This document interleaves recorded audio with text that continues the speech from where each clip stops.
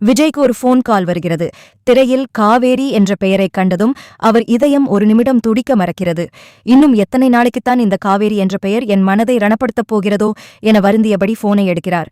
மறுமுனையில் பேசியவர், சார், நான் அம்முவோட கிளாஸ் டீச்சர் பேசுறேன். பாப்பாவோட சர்டிபிகேட்ஸை உடனே எடுத்துட்டு வர முடியுமா என்று கேட்கிறார். அந்த குரல் காவேரியின் குரல் போலவே இருக்கவே குழப்பத்துடன் பள்ளிக்கு விரைந்து பிரின்சிபால் அறைக்குச் செல்கிறார் விஜய்.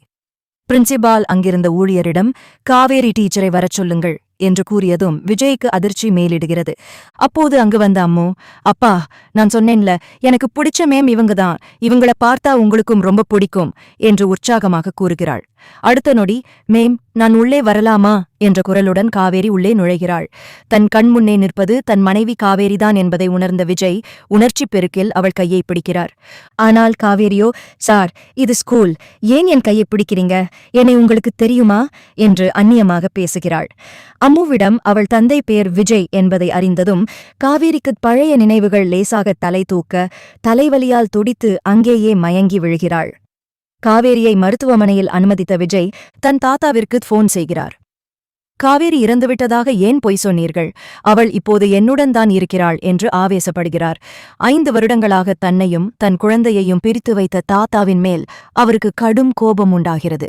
பரிசோதித்த மருத்துவர், அவருக்கு பழைய நினைவுகள் பாதியளவுதான் இருக்கும், அனைத்தையும் ஒரேடியாக திணிக்காதீர்கள், அது அவர் உயிருக்கே ஆபத்தாக முடியும் என்று எச்சரிக்கிறார். அப்பொழுது காவேரியின் அத்தை சாரதாவிடமிருந்து அழைப்பு வருகிறது. விஜய் பேசி உண்மைகளை விளக்குகிறார். சாரதா பதறியடித்து ஓடி வருகிறார். தம்பி, நீங்கள் இறந்துவிட்டதாகல்லவா எங்களிடம் சொன்னார்கள் என வருந்துகிறார். காவேரி அடிக்கடி ஒரு குழந்தையைப் பற்றி பெருமையாக பேசுவாள் என்றும் அது தன் பேத்திதான் என்று இப்போதுதான் புரிவதாகவும் கூறுகிறார். காவேரி கண்விழித்ததும் தன் கனவில் அடிக்கடி வந்த அதே முகம் விஜய்க்கு இருப்பதை உணர்ந்து குழம்புகிறாள். சாரதாவிடம், அம்மா, இவங்க யாரு, என் கனவுல வர்ற மாதிரியே இருக்காங்களே என்று கேட்கிறாள். விஜய்தான் உன் கணவன் என்ற உண்மையை சாரதா இப்போது சொல்வாரா? காவேரியின் நினைவு முழுமையாக திரும்புமா என்று பார்ப்போம். காவேரி கேட்ட அந்த கேள்விக்கு சாரதா என்ன பதில் சொல்வது என்று தெரியாமல் திகைத்து நிற்கிறார். விஜயின் கண்களில் கண்ணீர் வழிகிறது. டாக்டர் சொன்ன எச்சரிக்கை அவர் காதுகளில் ஒலிக்கிறது. உண்மையைச் சொன்னால் காவேரியின் உயிருக்கே ஆபத்தாகிவிடுமோ என்ற பயம் ஒரு பக்கம், தன் மனைவி தன்னை யாரோ என்று பார்ப்பதை தாங்க முடியாத வலி மறுபக்கம். அப்போது சாரதா மெல்ல காவேரியின் கையை பிடித்து, காவேரி, இவங்க உனக்கு தெரிஞ்சவங்கதான், ஆனா இப்ப அத பத்தி யோசிச்சு உடம்ப கெடுத்துக்காத, முதல்ல நீ ரெஸ்ட் எடு என்று உண்மையை மறைக்க முயல்கிறார். ஆனால் காவேரி விடுவதாக இல்லை.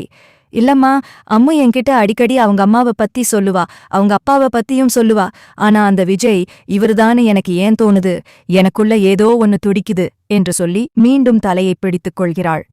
விஜய் மெல்ல அம்முவை அழைத்து காவேரியின் அருகில் அமர வைக்கிறார். அம்மு, மிஸ், நீங்க ஏன் மயக்கம் போட்டு விழுந்தீங்க, எனக்கு ரொம்ப பயமா இருந்துச்சு, என் கூடவே வந்துடுங்க மிஸ் என்று அழுது கொண்டே காவேரியை கட்டிக்கொள்கிறாள். அந்த தொடுதல் காவேரிக்கு ஏதோ ஒரு புது உணர்வை தருகிறது. தன் இரத்தமே தன்னை அணைப்பது போன்ற ஒரு சிலிர்ப்பு அவளுக்குள் ஏற்படுகிறது. அதே சமயம் விஜயின் தாத்தா பதறியடித்துக் கொண்டு மருத்துவமனைக்கு வருகிறார். விஜயை பார்த்ததும் அவர் முகம் வெளுத்துப் போகிறது. விஜய் ஆக்ரோஷமாக தாத்தாவை ஒரு ஓரத்திற்கு அழைத்துச் செல்கிறார். ஏன் தாத்தா இப்படி செஞ்சீங்க, அவ உயிரோட இருக்கிறதே தெரியாம 5 வருஷமா எங்களை அழ வச்சீங்களே, இதுக்கென்ன பதில் சொல்லப் போறீங்க என்று சத்தம் போடுகிறார். தாத்தா மெல்ல பேச ஆரம்பிக்கிறாரு. விஜய், அன்னைக்கு அந்த ஆக்சிடென்ட் நடந்தப்போ அவ பிழைக்க மாட்டான்னு தான் டாக்டர் சொன்னாங்க. அவ குடும்பமும் நம்ம குடும்பமும் ஏற்கனவே ஒரு பெரிய பகையில இருந்தது உனக்கு தெரியும். அவங்க கிட்ட இருந்து உன்னை பிரிக்கணும்னு நான் நினைக்கல, ஆனா அவ நினைவு இழந்து நின்னப்போ அவங்க குடும்பம் அவளை கூட்டிட்டு போயிட்டாங்க. நீயும் அவளும் ஒன்னா இருந்தா இன்னும் ஆபத்து வரும்னு தான் நான் பொய் சொன்னேன் என்கிறார். ஆனால் விஜய் அதை ஏற்கத் தயாராக இல்லை.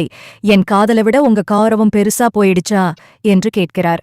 மீண்டும் காவேரியின் அறைக்குள் நுழையும்போது அங்கே ஒரு அதிசயம் காத்திருக்கிறது. காவேரி அம்முவின் கையில் இருந்த ஒரு சின்ன மோதிரத்தை பார்த்துவிட்டு, விஜய், இந்த மோதிரம், இது நான் உங்களுக்கு போட்டதுதானே என்று திக்கித் திணறி கேட்கிறாள். அவள் நினைவுகள் மெல்ல திரும்ப ஆரம்பிக்கின்றன. ஆனால் மருத்துவர் சொன்னது போல இந்த வேகம் அவளுக்கு ஆபத்தை விளைவிக்குமா அல்லது விஜயின் காதல் அவளை காப்பாற்றுமா என்று பார்ப்போம். காவேரி அந்த மோதிரத்தை பார்த்ததும் அவள் கண்கள் கலங்குகின்றன. விஜய், அம்மு என மெல்ல முணுமுணுக்கிறாள். தன் மகளை முதன்முறையாக ஒரு தாயின் உணர்வோடு உற்று பார்க்கிறாள். மிஸ்னு கூப்பிட்ட அதே குரல் இப்போ அம்மான்னு கூப்பிடணும்னு என் மனசு ஏங்குதே, இதுதான் என் மகளா என அழுது கொண்டே அம்முவை அணைத்துக் கொள்கிறாள். அந்த நெகிழ்ச்சியான நேரத்தில் விஜயின் தாத்தா அறைக்குள் நுழைகிறார். அவரை பார்த்ததும் காவேரியின் முகம் சட்டென மாறுகிறது. பயமும் கோபமும் கலந்த ஒரு உணர்வு அவள் முகத்தில் தெரிகிறது. நீங்க எதுக்கு இங்க வந்தீங்க? அன்னைக்கு அந்த விபத்து நடந்தப்போ என்னை ஏன் தனியா விட்டுட்டு போனீங்க? விஜய் செத்துட்டான்னு என்கிட்ட ஏன் போய் சொன்னீங்க என ஆவேசமாக கேட்கிறாள். விஜய்க்கு இப்போதுதான் உண்மை புரிகிறது. தாத்தா வெறும் மறைக்க மட்டும் செய்யவில்லை, காவேரியிடமும் விஜய் இறந்துவிட்டதாகச் சொல்லி அவளை பிரித்து வைத்திருக்கிறார். தாத்தா, இவ்வளவு பெரிய துரோகத்தையா செஞ்சீங்க?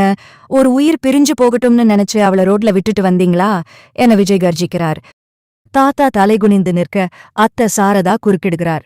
தம்பி, இனி இதை பேசி பயமில்லை. காவேரிக்கு இப்போதான் கொஞ்சம் கொஞ்சமா நினைவு வருது.